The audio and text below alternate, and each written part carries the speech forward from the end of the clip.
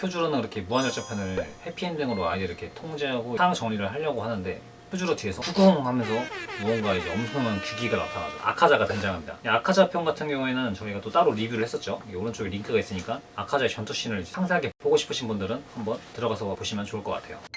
아카자는 등장하자마자 제일 약한 탄지로를 죽이려고 합니다. 그래서 큐주로는 거기서 방어를 해주고 뭐하는 짓이지? 라고 묻는데 아카자는 너와 대화를 하고 싶은데 약한 녀석들은 거추장스러우니까 죽이려고 했다. 난 약한 녀석이 싫다. 그렇지 않나? 라고 하는데 큐주로는 자네와 나는 가치관이 다른 것 같군. 아카자와 대화하는 것을 싫어하죠. 그리고 전투를 치른 지 얼마 되지도 않았었는데 그 이후에 제대로 된 상현이 거의 처음 등장한 거잖아요. 그렇죠. 그러다 보니까 위압감도 장난이 아니었었고 일단 생김새 자체가 기본적인 오니들이랑 좀 많이 그것 때문에 포스가 있었죠 진짜 아카자. 아카자의 세고요. 그 강함이 훨씬 더 돋보였다 이거죠. 또 큐주로가 실제로 그러죠. 이 엄청난 압박과 귀기는 이것이 바로 상현인가? 엄청나다 이 말을 하죠. 아카자는 탄지로를 때리려고 했죠. 죽이려고 했을 때 큐주로가 승염천이라는 기술로 큐주로의 팔을 베어버리는데 바로 0.5초 만에 팍 재생을 해버려요. 재생 속도를 보고 와 역시 상현이다. 굉장하고 대치를 하게 됩니다. 아카자는 큐주로를 보고 너의 그 투기는 그냥 평범하게 쌓은 것이 아니야. 엄청난 지고의 영역이다. 그 투기가 너무 아깝다. 인간으로 살다가 죽게 되는 것이 너무 아쉽지 않느냐. 너도 귀신이 되어보지 않겠나? 라고 제의를 하는데 큐주로는 단칼에 거부를 하죠. 지금 비가 와서 소리가 약간 좀 겹칠 수도 있는데 양해 부탁드립니다.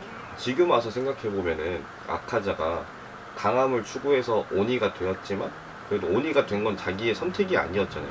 그렇죠. 무잔이 그냥 바로 꼽아서 해준 건데 처음에 등장했었던 아카자의 심령을 비교해보는 거랑 저희가 나중에 이제 무잔편 시간 좀 지나고 나서 아카자를 좀 뒤돌아봤었을 때 보는 거랑은 좀 느낌이 많이 틀린 것 같아요. 아카자가 처음 나왔을 때는 진짜 천일공룡 이렇게 쓰레기였는데 나중에 보니까 무잔에게 제대로 이용을 당한 것이어서 너무 안타까운 그런 슬픈 스토리를 갖고 있는 캐릭터지 않나 라는 생각이 듭니다. 저는 또 개인적으로 상현상을 또 좋아해요.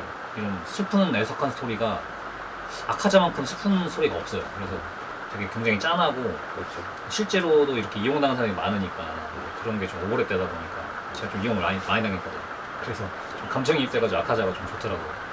네, 그때 아카자의 기억이 전부 다 지워졌었고 아무런 생각을 못했을 때잖아요. 나중에 네. 탄지로랑 어느 정도 전투를 치르다가 이제 어느 정도 기억이 돌아오고 나서부터 이야기가 좀 슬픈 씬으로 빠져들게 되는 건데 그 전에는 이제 막 전투만 좋아하고 엄청 광이었었잖아요. 네. 빗소리로 인하여 후반부분 녹음으로 대처하는 점 죄송합니다. 아카자는 등장하자마자 제일 약한 탄지로 일행을 처리하려고 하고 큐주로는 승염천으로 저지합니다. 손을 베인 아카자는 엄청나게 빠른 재생력으로 금방 회복하는데 큐주로는 이를 보고 엄청난 재생력이구나 하고 감탄을 합니다. 아카자의 엄청난 압박과 귀기로 상현의 무시함을 파악한 큐주로는 아카자를 예의주시합니다. 아카자는 곧장 큐주로에게 왜 약한 이를 보호하지라고 묻고 큐주로는 자네와 나의 가치관은 다르다고 아카자를 배제하려고 합니다. 약한 것을 보면 혐오한다는 아카자를 이해할 수 없는 큐주로는 지금 여기에서 그 누구도 죽지 않게 하겠다며 둘은 제대로 맞붙게 됩니다. 큐주로는 4회0 불꽃 물결로 아카자 공격을 방어합니다. 전투 도중 큐주로의 상태는 점점 악화가 되고 한쪽 눈은 진뭉해지고 뱃속의 내장도 많이 다치게 되는데 아카자는 이를 보고 나약한 인간은 그래서 안된다. 너의 그 극도로 단련한 무도가 아깝지 않냐라며 다시 한번 큐주로에게 귀신이 되는 것을 제안하지만 큐주로는 절대 무슨 이유가 있던 간에 나는 귀신이 되지 않는다. 뚝심 있는 정신력을 보여줍니다. 그의 말에 아카자는 자신이 제시한 귀신 되기를 권했던 자들 중 귀신이 되는 것을 다들 거부했는데 나는 이해가 가지 않는다라며 큐주로를 말로 농락하지만 바로 불꽃의 호흡인 5회0 파괴살 난식으로 맞붙고 거대한 먼지바람에 거치고 아카자 큐주로를 바라본 아이들은 깜짝 놀라고 맙니다. 큐주로의 복부가 아카자의 오른손으로 뚫려버리게 되었고 시간은 곧 해가 뜨게 될 것이라는 것을 경계한 아카자는 큐주로도 다 죽여놨겠다. 그 자리를 뜨려고 합니다. 하지만 큐주로의 엄청난 정신력과 담력으로 아카자의 손을 놓아주지 않고 거기에 더해 마지막 있는 힘을 다 쥐어짜내 아카자의 목을 베려고 합니다. 이에 기겁한 아카자는 그 자리를 회피하려 교착 상태가 되는데 자신의 양손을 버리기를 선택하고 도주합니다. 그것을 지켜본 탄지로는 히노카미 카구라를 발동시켜 자신의 일륜도를 아카자에게 집어던지게 되는데 칼에 등과 가슴이 관통된 아카자는 탄지로를 쳐다보고 격분합니다. 이에 탄지로는 도망가지 말라며 비겁한 녀석 너희 오니들이 항상 유리한 판에 우리는 싸워왔고 오니들처럼 우리 상처는 재생되지도 않는다. 도망가지마 비겁한 자식아라며 통곡을 합니다.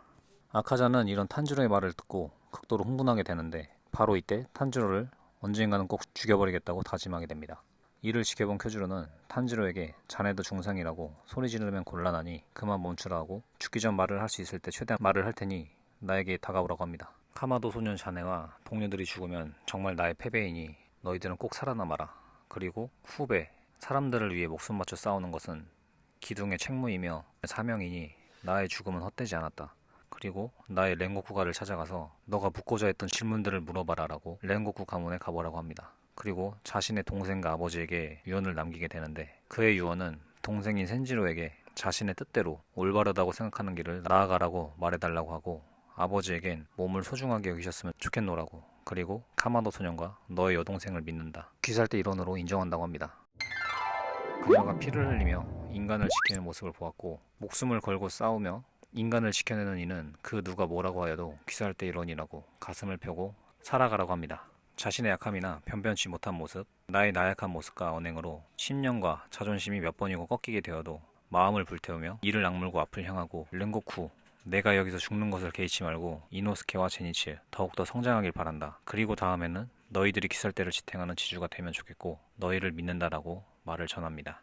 그렇게 세상을 떠나려고 하는 쿄주로는 어머니의 영혼을 보게 되는데 쿄주로는 어머니에게 말합니다. 제가 제대로 해야 할 일을 해냈을까요?